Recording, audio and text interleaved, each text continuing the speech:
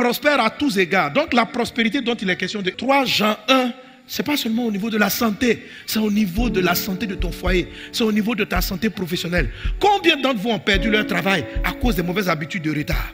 Combien d'entre vous ont perdu le travail? Nous on prie que Dieu t'ouvre une porte, Dieu t'ouvre une porte. Vous allez justifier, mon patron est bizarre. Mais la réalité c'est que tu es paresseux. Tu fournis le moins d'efforts. Dès que 18h arrive, même à moi, ton esprit est déjà dehors.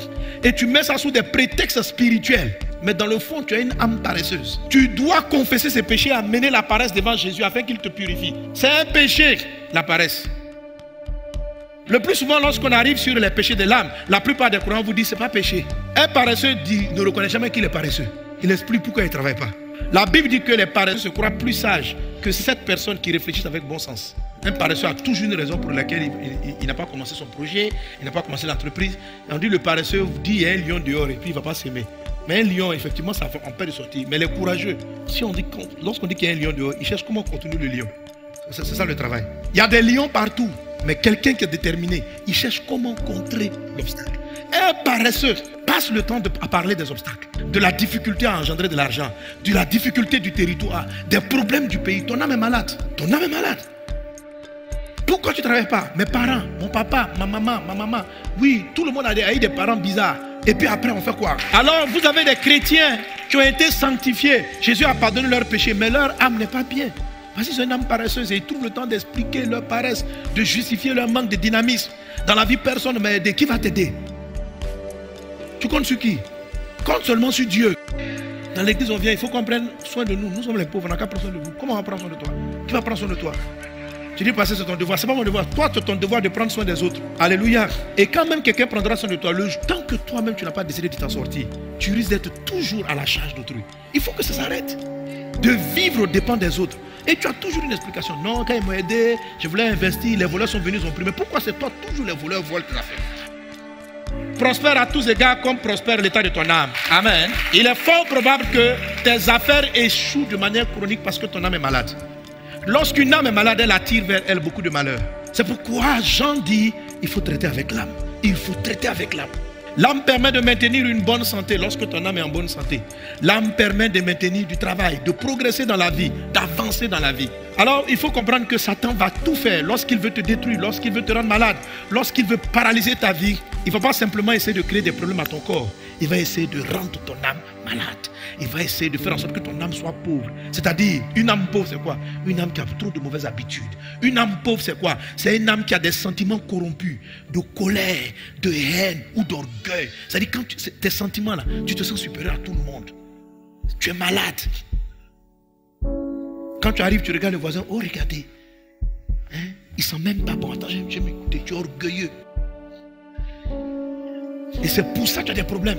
Parce que Dieu résiste aux orgueilleux. Donc tu sens que le ciel te résiste. Tu demandes des promotions, Dieu ne t'accorde pas les promotions. Pourquoi? Parce que ton âme est malade. Ton âme a quelle maladie? Maladie émotionnelle, sentimentale. Quel sentiment? Tu as des sentiments d'orgueil. Tu as des sentiments d'orgueil. Tu méprises les gens sans te rendre compte. Tu te considères supérieur parce que tu as une belle voiture. Et toi aussi qui n'as pas une belle voiture, tu te considères inférieur, tu es orgueilleux. Ah, j'ai souvent enseigné ça, oui. Il y a une humilité qu'on appelle l'humilité des pauvres. Il y a une humilité qu'on appelle l'humilité des pauvres. C'est-à-dire, en fait, tu te sens petit parce que tu n'as pas un diplôme. Est-ce que tu sais que tu es orgueilleux? Celui qui se sent petit parce qu'il n'a pas un grand diplôme, parce qu'il n'a pas un bon poste, la vérité c'est qu'il est orgueilleux. Ça s'appelle un complexe d'infériorité, mais c'est de l'orgueil. Le complexe d'infériorité de l'orgueil. Ça veut dire quoi? Je me sens petit parce que je n'ai pas beaucoup d'argent. Ça veut dire que le jour où j'aurai beaucoup d'argent, je vais me sentir plus grand que ceux qui n'ont pas. Est-ce que tu comprends? Tu te sens petit parce que tu n'as pas l'argent. Tu te sens petit parce que tu n'es pas directeur. Tu te sens petit parce que tu n'as pas un titre. Donc pour toi, c'est le titre qui donne de la valeur aux hommes. Je ne sais pas si tu comprends. La valeur d'un homme chez toi, dans ta tête, est fonction de l'argent qu'il possède. Un homme est quelque chose quand il a beaucoup d'argent. Un homme n'est rien quand il n'a pas d'argent. Et comme tu n'en as pas, tu te sens rien. Ça signifie que le jour où tu auras de l'argent, tu vas te sentir plus grand que ceux qui n'en ont pas. Parce que c'est ta logique de pensée. Dieu aime les hommes et les hommes ont leur valeur pour eux-mêmes, pas pour leur poche, pas pour leur poste. Si tu te sens petit parce que tu n'as pas un grand poste, ça veut dire le jour où tu auras un grand poste, tu te sentiras grand. Et tu vas mépriser les autres. Donc quand même tu es dans la pauvreté, tu es déjà orgueilleux. Potentiellement même ton cœur est déjà gonflé. Ton âme est malade. Ton âme est malade. C'est pourquoi Dieu te résiste. La Bible dit, Dieu résiste aux orgueilleux, mais il fait grâce aux hommes et il élève les humbles. Il y a beaucoup de gens qui sont dans la pauvreté à cause de l'orgueil. C'est-à-dire dans la galère, ils sont orgueilleux. Le gars n'a pas d'argent, mais l'orgueil. Il y a beaucoup de formes d'orgueil. Il y a beaucoup de formes d'orgueil. Il y a l'orgueil du ne veut pas apprendre. Ça s'appelle l'orgueil des grands, qui s'oppose à l'humilité de l'enfant. Jésus dit, si vous êtes homme comme ce petit enfant, l'humilité du petit enfant, c'est l'humilité qui te permet d'apprendre toujours de tout le monde. D'avoir l'humilité d'écouter les autres. Ça, c'est l'humilité de l'enfant. L'orgueil du grand, tu es dans la pauvreté, mais tu connais tout. On va t'expliquer comment fonctionne la comptabilité. Oh, moi, mes parents, depuis que j'étais petit, je faisais le commerce. Si je réussis pas, c'est parce que je ne sais pas comment on fait le commerce. C'est parce que tu ne sais pas comment on fait du commerce. Mais toi, tu veux à tout prix prouver à tout le monde que tu sais, mais c'est de l'orgueil. Tu ne sais pas vendre. On va t'expliquer comment on vend. Non. Venir t'asseoir à une école pour apprendre. Lorsqu'on m'a donné une formation, beaucoup de gens restent pauvres à cause de l'orgueil. Hein. Dans l'église, si on donne des formations gratuites, on va vous apprendre à être plombier, on va vous apprendre à être truc. Il y a des gens qui refusent de venir faire la formation. Parce qu'ils estiment qu'ils savent déjà ce qu'il faut. On n'a qu'à leur donner l'argent seulement. Mais comment tu sais? On n'a qu'à te donner l'argent que tu vas t'en sortir. On n'a qu'à te donner l'argent. On t'a déjà donné l'argent, tu as perdu plusieurs fois. Mais c'est l'orgueil qui fait que tu es pauvre. Tu es malade. Ton âme a un problème. Elle est dans le péché. Le péché de l'orgueil.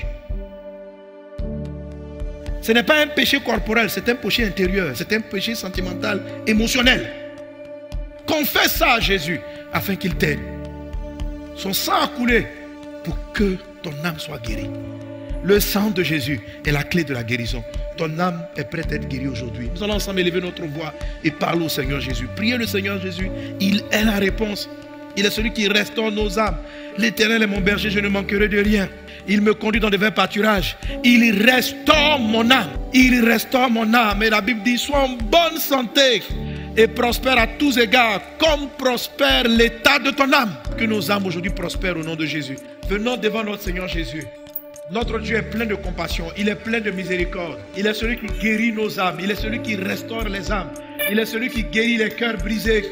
Cœur brisé, c'est une âme qui ne va pas bien. Il est celui qui restaure les âmes, qui guérit les cœurs. Jésus te tend la main. Le restaurateur des âmes est là. Celui qui te redonne ta vigueur, celui qui redonne la vraie force, celui qui guérit l'âme est là. Que ton âme marche dans la sainteté, que ton âme prospère, afin que tout ton corps et toute ta vie prospèrent. Au nom de Jésus.